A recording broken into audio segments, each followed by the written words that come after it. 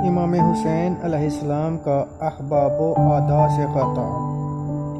حر بن یزید کی قیادت میں ابن زیاد کا بھیجا ہوا ہر اول دستہ جو 1000 گھوڑ سواروں پر مشتمل تھا آ گیا، اور عین دوپہر کے وقت جب کہ حضرت امام حسین علیہ السلام اور ان کے رفقا ابھی تیاری میں مصروف تھے اور تلواروں کے پر تلے ڈال رہے تھے، مقابلہ کے لیے آ موجود ہوا۔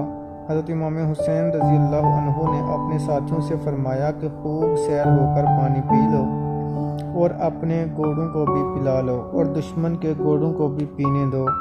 جب ظہر کی نماز کا وقت ہوا تو آپ نے حجاج بن مسروق کو اذان دینے کا حکم دیا اور اس نے اذان کہی۔ اس کے بعد آپ تہبند باندھے، چادر اوڑھے اور جوتے پہنے تشریف لائے اور احباب و اعداء سب سے خطاب فرمایا اور وہاں تک اپنے آنے کی وجوہات بیان فرمائیں۔ امام حسین رضی اللہ عنہ نے فرمایا کہ مجھے اہل کوفہ نے لکھا ہے کہ ہمارا کوئی امام نہیں، اگر آپ ہمارے پاس آ جائیں تو ہم آپ کی بیعت کریں گے اور بصورت جنگ آپ کا ساتھ دیں گے۔ اس کے بعد نماز قائم ہوئی تو آپ نے حر سے پوچھا کہ کیا تم اپنے اصحاب کے ساتھ علیحدہ نماز پڑھو گے؟ حر نے کہا نہیں، آپ امامت کریں اور ہم آپ کی اقتداء میں نماز ادا کریں گے۔ چنانچہ آپ نے ان کے ہمراہ نماز پڑھی اور واپس اپنے خیمہ میں تشریف لے گئے، جہاں آپ کے پاس آپ کے اصحاب جمع ہو گئے۔ حر بھی اپنی فوج میں واپس چلا گیا اور دونوں فریق اپنی اپنی تیاری میں مصروف ہو گئے۔ پھر جب عصر کا وقت ہوا تو آپ نے انہی کے ساتھ نماز پڑھی اور اس کے بعد انہیں سمع و اطاعت کی تلقین فرمائی اور ظلم و تعدی کرنے والے دوسرے مدعیان کی بیعت کو توڑ دینے کی ترغیب دی۔ حر نے کہا کہ ہم تو نہیں جانتے کہ یہ کیسے خط ہیں اور کس نے لکھے ہیں۔ آپ نے خطوں سے بھرے ہوئے 2 تھیلے حر کے سامنے انڈیل دیے، جن میں سے بعض خط حر نے پڑھے بھی۔ اس کے بعد اس نے کہا کہ جن لوگوں نے آپ کو یہ خط لکھے ہیں ان سے ہمارا کوئی تعلق نہیں، ہم کو تو یہ حکم ملا ہے کہ جب آپ ہم کو ملیں تو آپ کے ساتھ لگے رہیں اور آپ کو گھیر کر ابن زیاد کے پاس لے جائیں۔ آپ نے فرمایا کہ موت اس سے زیادہ قریب ہے۔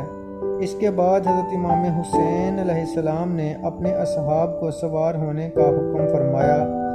جب وہ رجال و نساء سوار ہو گئے اور واپس لوٹنے لگے تو حر کے لشکر نے آپ کا راستہ روک لیا۔ اس پر آپ نے حر سے فرمایا کہ تیری ماں تجھے روئے، تو کیا چاہتا ہے؟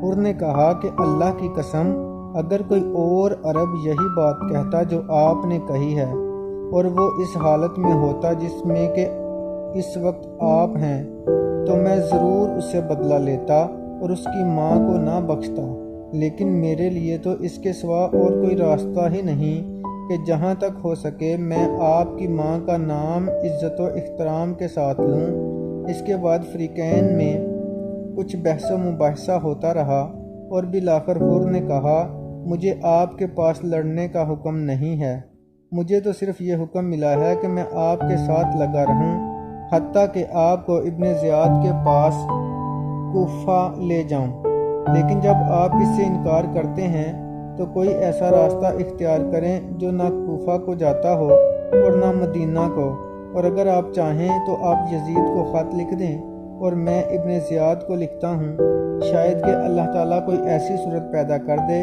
جس سے میں آپ کے معاملہ میں آزمائش سے بچ جاؤں۔ اس کے بعد حضرت امام حسین رضی اللہ عنہ عزیب اور قادسیہ کو جانے والے راستہ سے بائیں جانب کو ہو لیے اور حر بن یزید آپ کے ساتھ ساتھ چلتے رہے۔ حر نے کہا کہ اے حسین، اللہ کے لیے اپنے آپ کو ہلاکت میں نہ ڈالیے۔